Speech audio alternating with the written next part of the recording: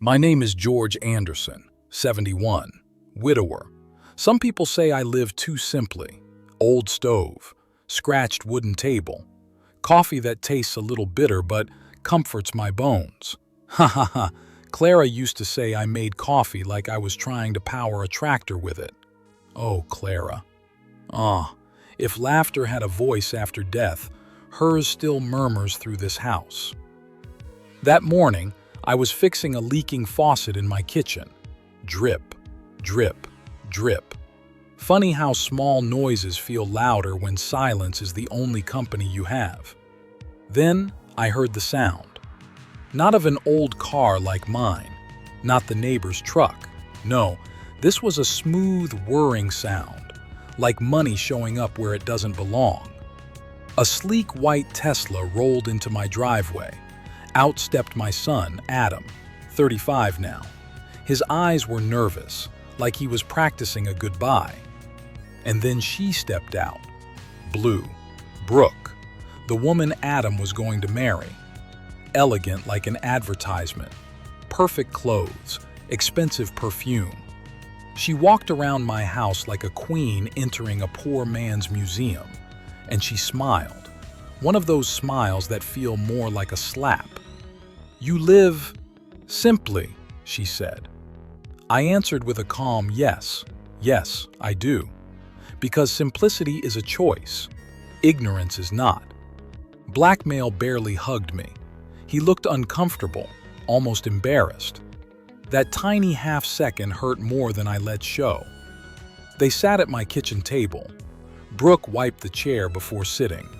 I pretended not to see, but inside? Ah, that was a punch straight to the ribs. They announced their wedding. "It's going to be high profile," she said. "We're expecting important people, senators, business partners, very particular individuals."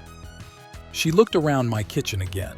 My wife's lemon curtains, the photos on the wall, the little stain on the ceiling that never quite went away.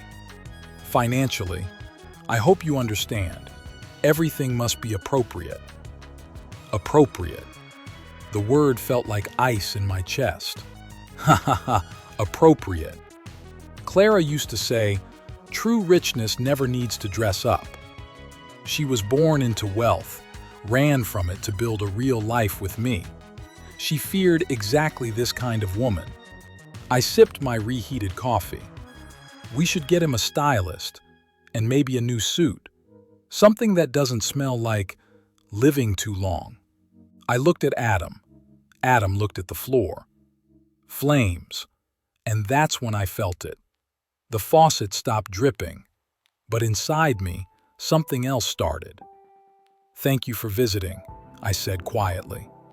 They left, smiling, believing they had just managed me.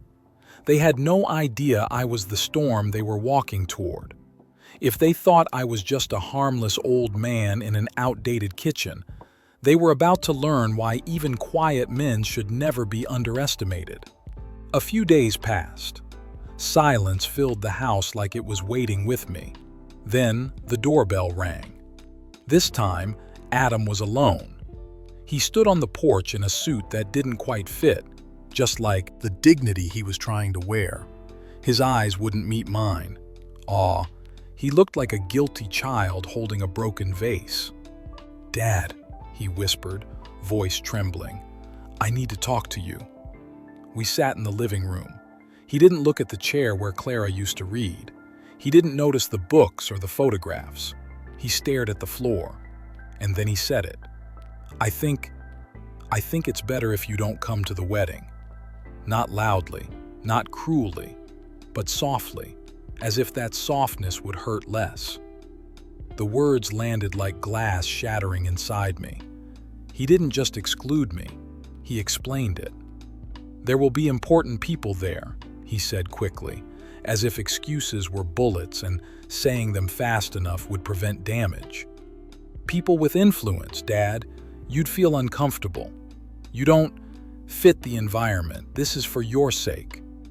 My sake. Ha ha ha.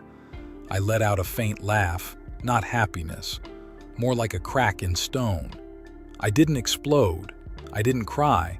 I just felt cold. "I see," I said quietly.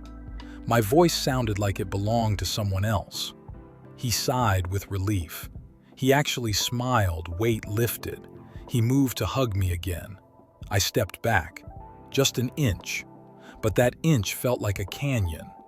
His hand froze in midair. "It's fine, Adam," I said. "If that is what you and your fiancé have decided, it shall be so." He looked confused, hurt, but didn't fight it. He left. I didn't watch him go. I sat at my desk, looked at a photograph of Clara smiling. Tears didn't come. Instead, I felt clarity. If they think I am unworthy of standing beside them in happiness, they will soon learn how it feels to stand alone in disaster. A week later, a package arrived. A navy blue leather portfolio, the office of Adam and Brooke Anderson Davenport.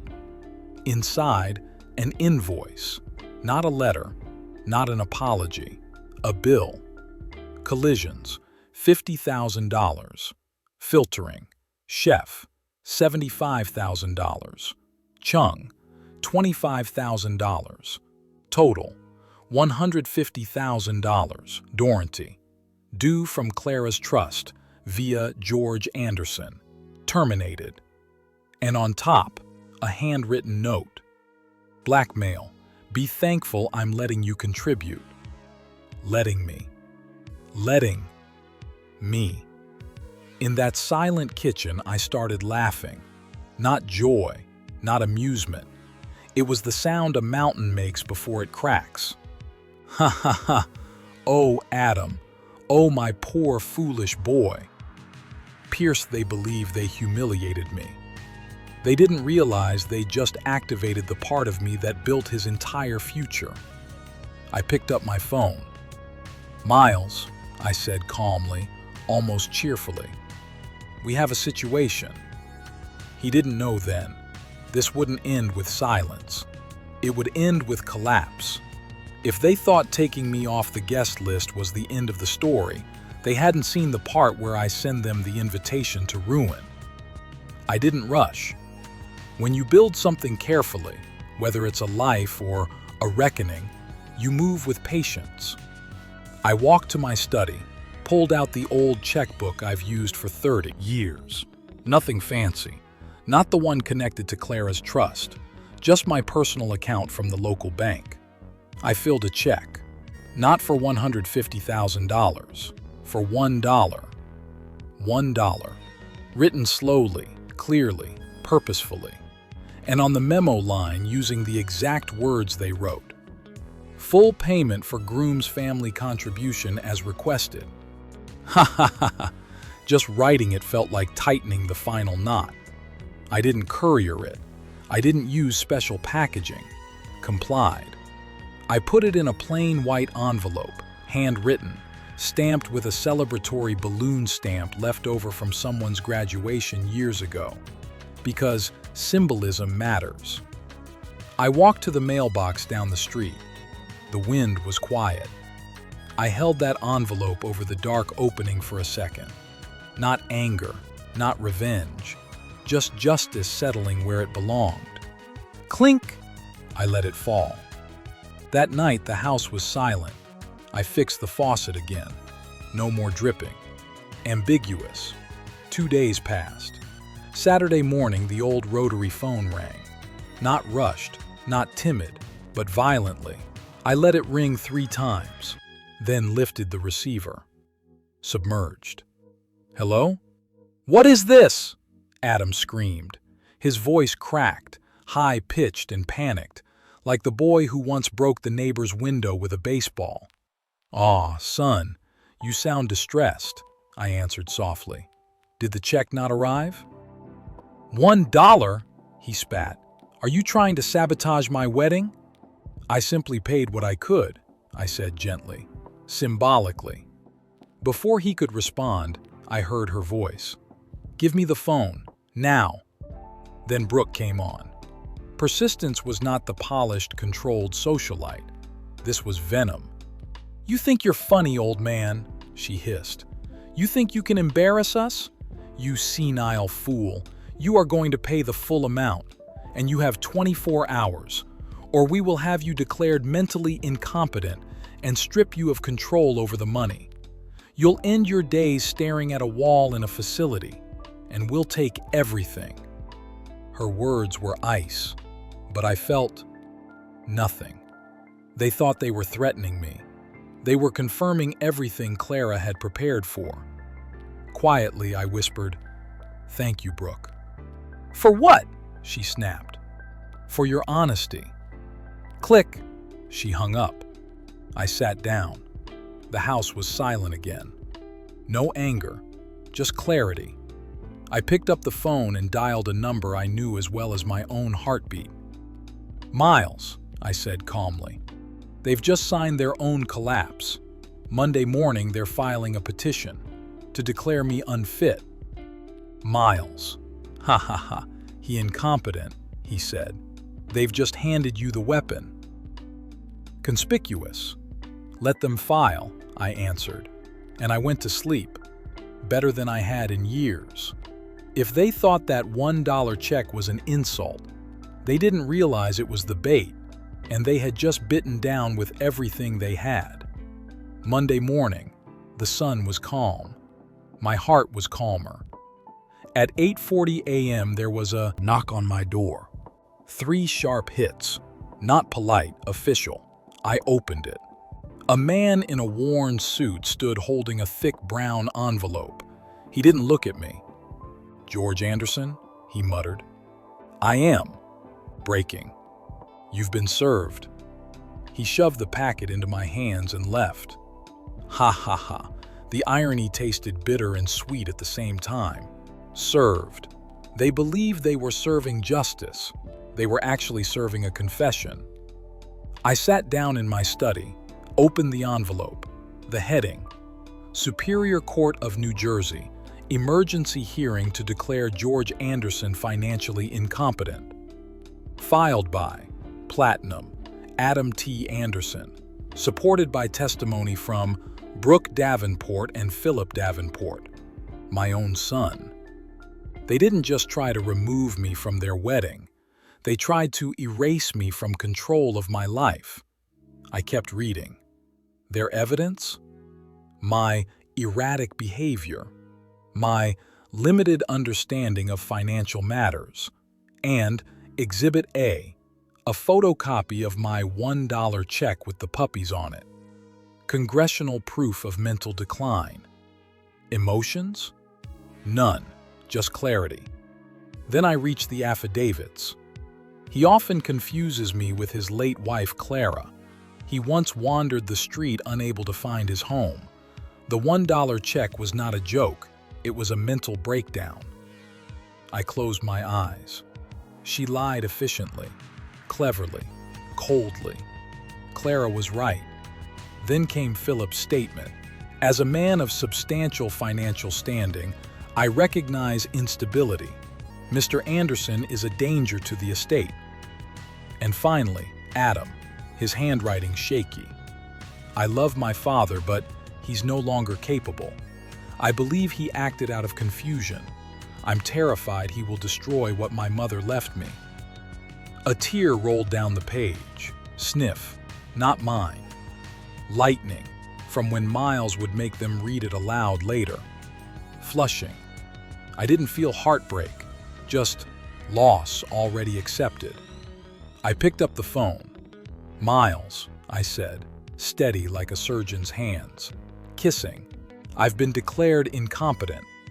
He inhaled sharply, then laughed quietly to himself. "Well then," he whispered, "let's introduce them to the part of Clara's will they forgot existed." Friday, courtroom day. I wore the same dark suit I wore to Clara's funeral, not for their benefit, for hers. Confiscated. Adam was there, pale, eyes swollen.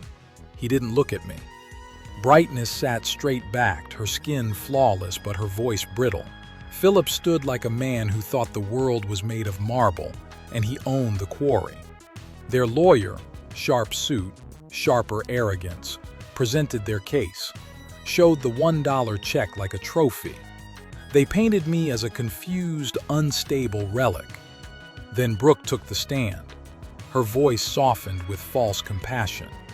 She described how I sometimes call her Clara, how I wandered outside lost, how my mind was declining. She even dabbed at invisible tears. Some in the courtroom looked at me with pity, until Miles stood up, smiling gently. "Ms. Davenport," he said softly, "You said you care deeply about Clara's intentions." "Yes," she breathed confidently. "Well then," Miles continued, voice calm, "perhaps you can help us read them." He handed her Clara's original will. "Page 4, he said, "the character clause." She hesitated, so he read it for her. "Adam Anderson shall receive his inheritance only upon proving unwavering loyalty, gratitude, and familial respect toward his father, George Anderson." Silence. Miles looked at the judge. "Your Honor, the plaintiff banned Mr. Anderson from the wedding, then billed him $150,000 to pay for the event he was not welcome at. Does that sound like unwavering loyalty?" Adam's shoulders collapsed. Brooke gripped the wooden stand. The judge leaned forward. Miles continued. "And Exhibit C, Your Honor." He lifted the leather-bound invoice. "A request for payment from a man they claim is too incompetent to write a check." Then he pressed play on a recorder. Brooke's voice filled the courtroom. Cold, venomous. "You senile old fool. We'll have you declared incompetent and thrown in a nursing facility." She froze. The judge stared at her, then stared at Adam. Her voice was like ice. "Petition denied, dismissed, and referred for perjury review." Bang! One hammer strike. Sounded like thunder. They walked into that courtroom thinking they would prove my decline, not knowing they were putting their own character on trial. But if they believed judgment ended there, they had forgotten there was still a wedding waiting to collapse. The courtroom doors swung open as people filed out. Some avoided eye contact with me. Others gave subtle nods, small gestures of respect like they had just watched someone stand up after being buried alive. Adam remained seated, hands shaking, no longer the confident groom in tailored suits, just a frightened boy staring at the wreckage of his choices. I walked toward him. He looked up, eyes filled with something I couldn't immediately read. Shame? Fear? Regret? His lips parted, trembling. "Dad, I gently raised my hand, stopping him. Not with anger, with quiet finality. "Some apologies," I whispered, "aren't made with words." He broke then. Silent tears. He tried to reach for me. I stepped around him and kept walking. I didn't look back. Wedding day. It was supposed to be grand, a celebration of power and prestige. Names on the guest list worth millions, cameras, champagne, the kind of event that makes headlines. Instead, it became a chapter no one would ever speak of without flinching. I didn't attend. I stayed home, sitting in Clara's garden, pruning roses with the same gentle care she once did. The sky was softly gray, the kind of weather that makes you feel like the world is pausing to listen. By noon, whispers began spreading, guests canceling, sponsors withdrawing, escalating. The senator's office regretfully declining due to unforeseen reputational concerns. Philip pacing the marble floors, shouting into phones. Brooke locking herself in the bridal suite, her flawless image cracking like thin glass. Someone later told me she screamed, "How could this happen? We did everything perfectly." Everything. Except the one thing: respect.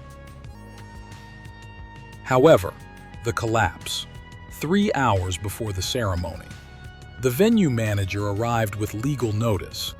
Due to pending litigation and investigation into fraudulent accusations made in sworn court, the property manager revoked hosting rights. Translation? Wedding canceled. Instantly. Adam reportedly sank to the floor. Brooke threw something across the room. It shattered. Someone called it poetic. I didn't smile. There is no joy in watching your child learn a lesson this way. Only necessity. That evening, I sat at my kitchen table, 1 cup of coffee, old stove humming softly. Then, a knock. Fiberglass. Not harsh, not aggressive, slow. I opened the door. Adam stood there. No suit, no confidence. Just a man stripped of everything except reality. He didn't speak at first, his breathing uneven. Finally, he whispered, voice shaking, "I don't deserve to call you my father." I felt something loosen in my chest. A tear finally formed. First one in years. Not for pain, for closure. "You're wrong," I said gently. Being a father doesn't depend on deserving. It depends on staying, even when it hurts. He fell into my arms, sobbing. A grown man, weeping like the boy who once ran to me when he scraped his knee. "Aw, Adam," I whispered into his shoulder, my voice trembling softly. "If only you remembered sooner. Wealth doesn't build families. Character does." I held him, not as the victor of a battle, but as a father who had been waiting decades to be heard. After some time, he looked at me through tear-filled eyes. "What do I do now?" I exhaled slowly. And for the first time since this all began, I smiled. "One step, son." He nodded slowly. Then I took his hand gently. "And never forget where home is." Bill inclusion. Whistleball placed. Adam paid for his mistakes, not in self-reflection. He left Philip's company, apologized publicly, began rebuilding relationships he once traded for status. I didn't give him money. I gave him something harder, a second chance. As for Brooke, she vanished from headlines. Some said she left the country. Others said she still tries to explain how everything was stolen from her. Who know the truth just shake their heads. Their truth wasn't stolen. It was revealed. Some mornings I still hear Clara's laughter in my kitchen. A soft ha-ha-ha echo as I brew coffee that tastes just as strong as the life we built. Sometimes I whisper back to her, "We did it, Clara. We taught him. Just took a little longer." I sit quietly in that worn wooden chair, the one so many judged. I run my hand across its faded surface, and I smile. Because in the end, I wasn't removed from the wedding. They removed themselves from my legacy. Sometimes silence speaks loudest. Sometimes the weakest-looking man holds the deepest roots. And sometimes, it takes losing everything to finally understand who truly stood beside you all along. Want to hear the story of how that one lesson changed generations to come?